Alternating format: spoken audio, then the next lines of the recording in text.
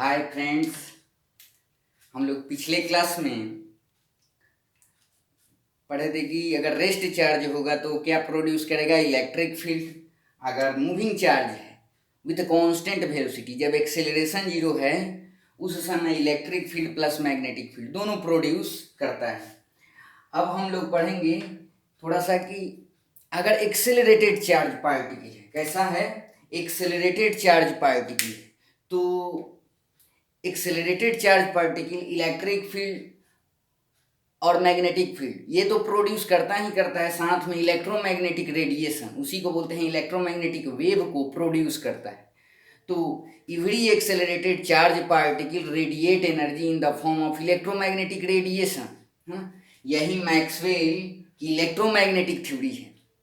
तो इलेक्ट्रोमैग्नेटिज्म में मैक्सवेल का बहुत बड़ा कंट्रीब्यूशन है। अब आप कहेंगे कि जब इलेक्ट्रोमैग्नेटिज्म आप खुद पढ़ रहे हैं, आगे पढ़ेंगे पूरा, जो 12th के सिलेबस में आपको इलेक्ट्रोस्टैटिक्स से लेकर के एसी तक जो पढ़ना है, जो चैप्टर, ये इलेक्ट्रोमैग्नेटिज्म का पार्ट है और मैक्सवेल का कंट्रीब्यूशन इलेक्ट्रोमैग्नेटिज्म में बहुत ज़्यादा है। तो लेकिन ये हायर क्लासेस में जब ग्रेजुएशन में जाएंगे तो पढ़ेंगे इलेक्ट्रोमैग्नेटिक थ्योरी।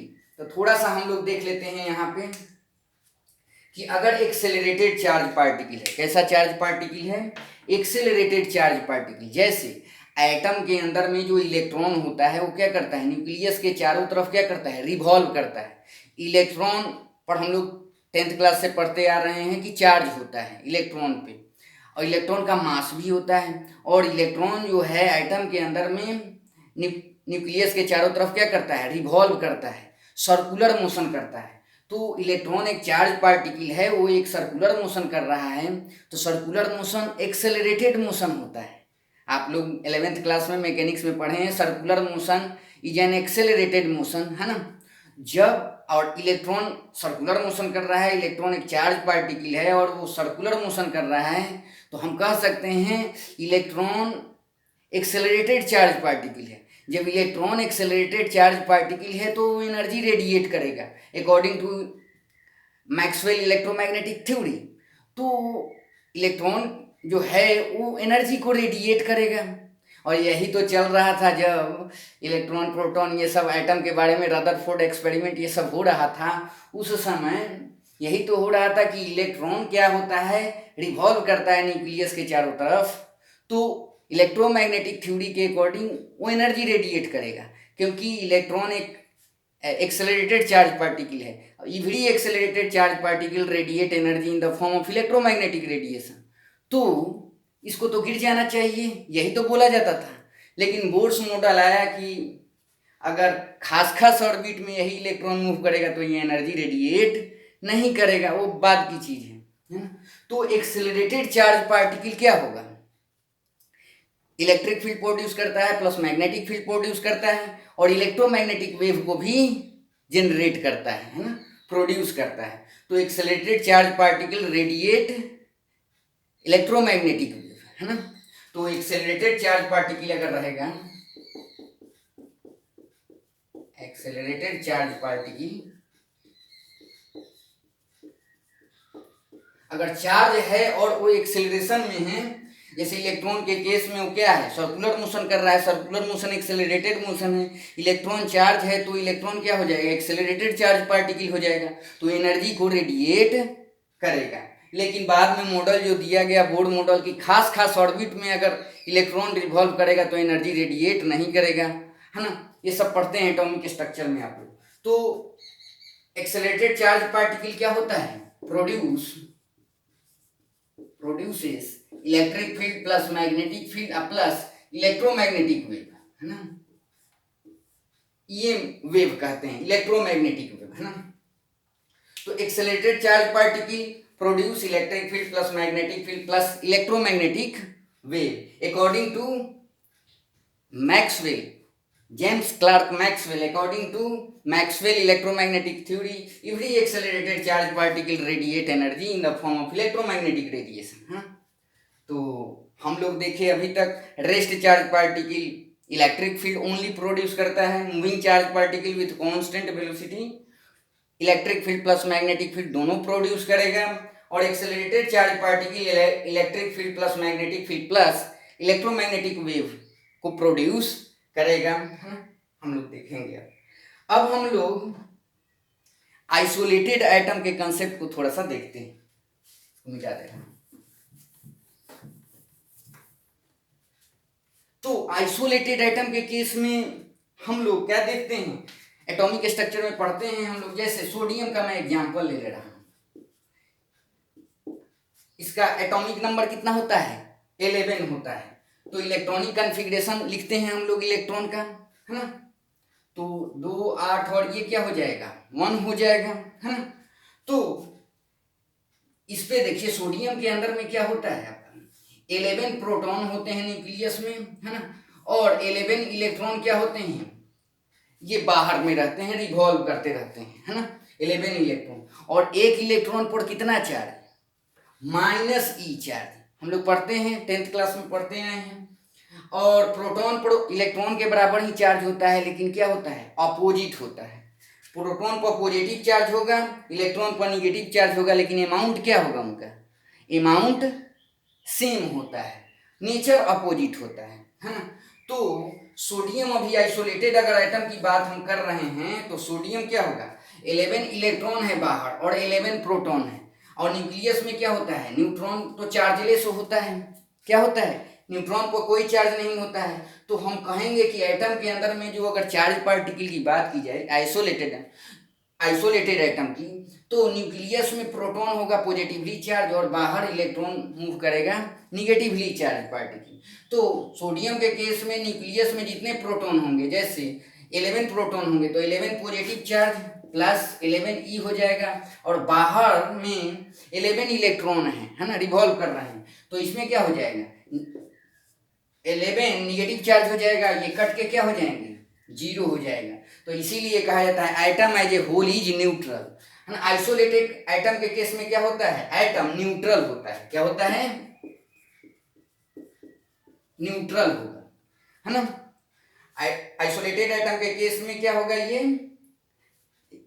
न्यूट्रल होगा, क्योंकि जितने प्रोटॉन होंगे न्यूक्लियस में उतना ही इलेक्ट्रॉन बाहर रिवॉल्व करता है, इलेक्ट्रॉन पर जितना चार्ज होता है उतना ही प्रोटॉन पर होता है, लेकिन अपोजिट नेचर होता है, तो ये कट जाएंगे और क्या हो जाएगा, एटम पर अगर देखा जाए एडजल्टेंट चार्ज देखा जाए तो वो 0 हो जाएगा इस आइसोलेटेड एटम के केस में। लेकिन इसी में देखिए अगर हम लोग सोडियम से एक इलेक्ट्रॉन क्या करेंगे, क्योंकि न्यूक्लियस से आप न्यूक्लियस स्टेबल होता है ना, इलेक्ट्रॉन क्या होता है, यहाँ पर एक इलेक्ट्रॉन निकाल सकते हैं। हम लोग रिएक्शन भी देखते हैं, केमिकल बॉन्डिंग आप लोग पढ़ते हैं NaCl का, उसमें क्या होता है, ये मान लेते हैं एक इलेक्ट्रॉन चला गया, रिमूव हो गया, यहाँ से इलेक्ट्रॉन चला गया, तो अब बाहर में कितने इलेक्ट्रॉन बच गए, 10 इलेक्ट्रॉन बच गए। 10 इलेक्ट्रॉन पर कितना चार्ज, -10, और न्यूक्लियस में तो कितने हैं, 11 प्रोटॉन है, कितने हैं, 11 प्रोटॉन है, तो कितना हो जाएगा, 11 प्लस 11 हो जाएगा। तो करें तो +E, मतलब सोडियम पर क्या हो जाएगा, एक नेट पॉजिटिव चार्ज डेवलप कर जाएगा। मतलब देख रहे हैं एक इलेक्ट्रॉन रिमूव हुआ तो 10 इलेक्ट्रॉन बच गए, और न्यूक्लियस में कितना बच गया, 11 प्रोटॉन बच गया, तो नेट इस पे सोडियम पर एक पॉजिटिव चार्ज आ गया। मतलब इलेक्ट्रॉन के रिमूवल से पॉजिटिव चार्ज एटम पे आ रहा है। अब हम लोग फिजिक्स में क्या करते हैं, एक बॉडी लेते हैं, क्या लेते हैं, एक बॉडी लेते हैं, इसको मिटा दो।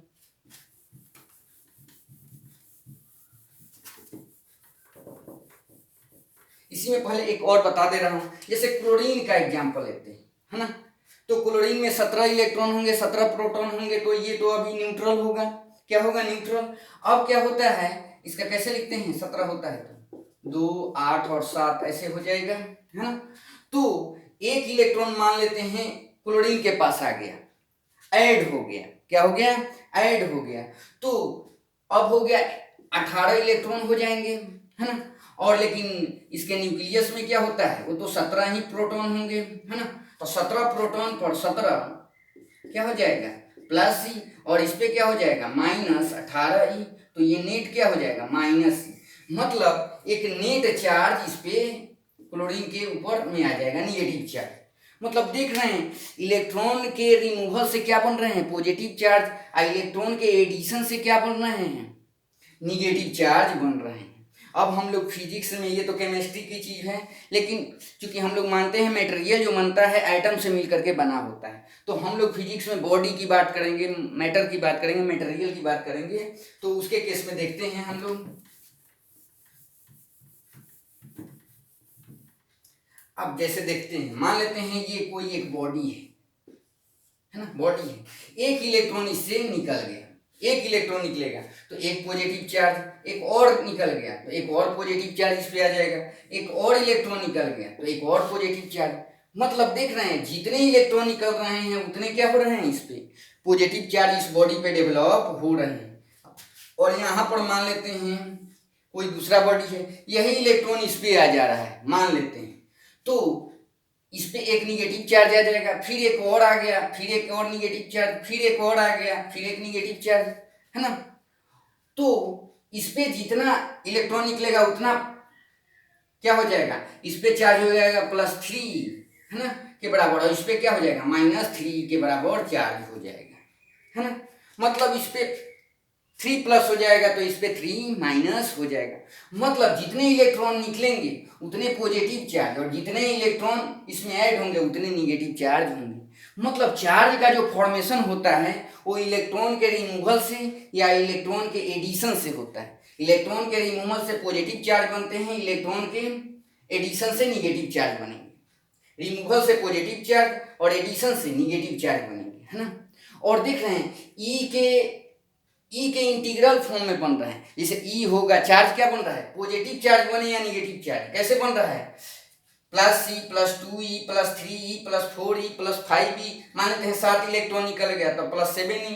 इसमें मान लेते हैं 2 इलेक्ट्रॉन आया तो -2E, है ना, 3 आए -3E, इस पे चार्ज डेवलप हो जाएगा।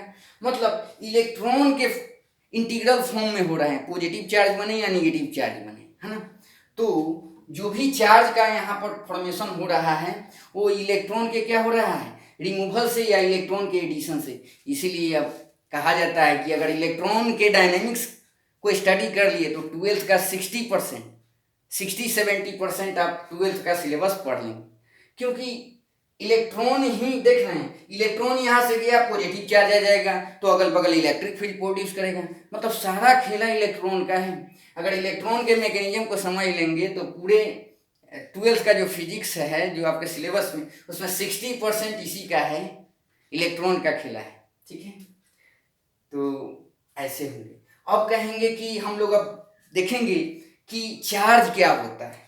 हम लोग तो देखें कि पॉजिटिव चार्ज कैसे बनता है, निगेटिव चार्ज कैसे बनता है। तो पॉजिटिव चार्ज, इलेक्ट्रॉन, किसी बॉडी से अगर इलेक्ट्रॉन निकल रहा है, जितने इलेक्ट्रॉन निकलेंगे उतने पॉजिटिव चार्ज, और जितने इलेक्ट्रॉन ऐड होंगे उतने निगेटिव चार्ज आ जाएंगे, है ना। तो ये हम लोग आगे क्वांटाइजेशन ऑफ चार्ज में देखेंगे, चार्ज की प्रॉपर्टी में ये देखेंगे। थोड़ा सा आइडिया आपको लगा। तो आइसोलेटेड एटम के केस में क्या होता है, atom as a whole is neutral होता है। एक इलेक्ट्रॉन निकला तो एक पॉजिटिव चार्ज, 2 निकला तो +2E, 3 निकला तो +3E, है ना। और ऐड हुआ एक इलेक्ट्रॉन किसी में तो -E, 2 इलेक्ट्रॉन ऐड हुआ तो -2E, है ना। तो ऐसे चार्ज का फॉर्मेशन होता है आपका। तो ये तो प्रॉपर्टीज में हम लोग आगे देखेंगे। अब चार्ज क्या है, व्हाट इज चार्ज, उसको देखते हैं।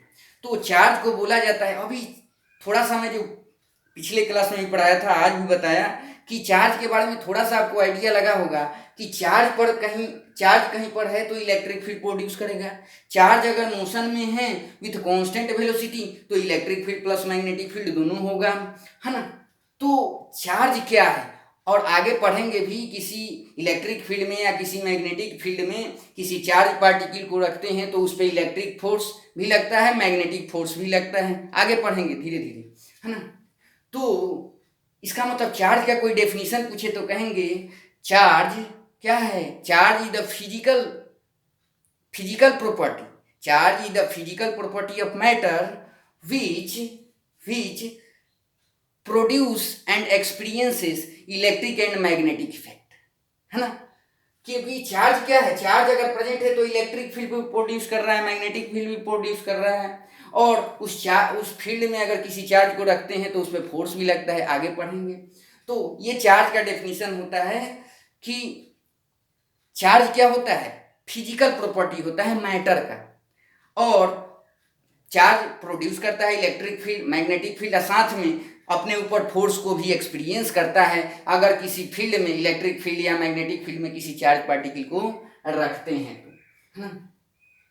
अब कहा जाता है charge always exist with mass. अब प्रॉपर्टीज हम पढ़ेंगे कि प्रॉपर्टीज ऑफ चार्जेज, तो प्रॉपर्टीज ऑफ चार्जेज हम लोग अगले क्लास से स्टार्ट करेंगे।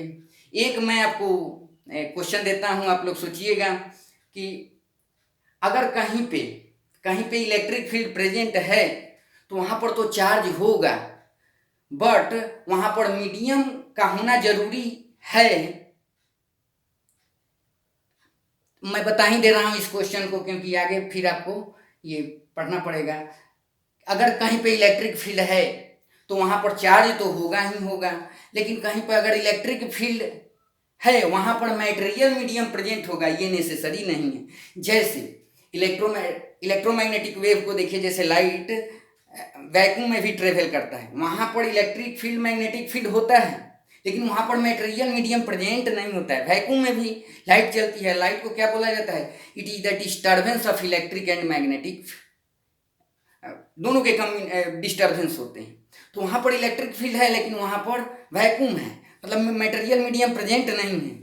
चार्ज हो सकता है, चार्ज होगा तभी इलेक्ट्रिक फील्ड होगा वहां पे, लेकिन वहां पर मैटेरियल मीडियम प्रेजेंट होगा ये जरूरी नहीं है। तो इसका आंसर भी बता दिया कि मैटेरियल मीडियम का होना जरूरी नहीं है। जैसे एग्जाम्पल देखते हैं, हो भी सकता है, नहीं भी हो सकता है ना।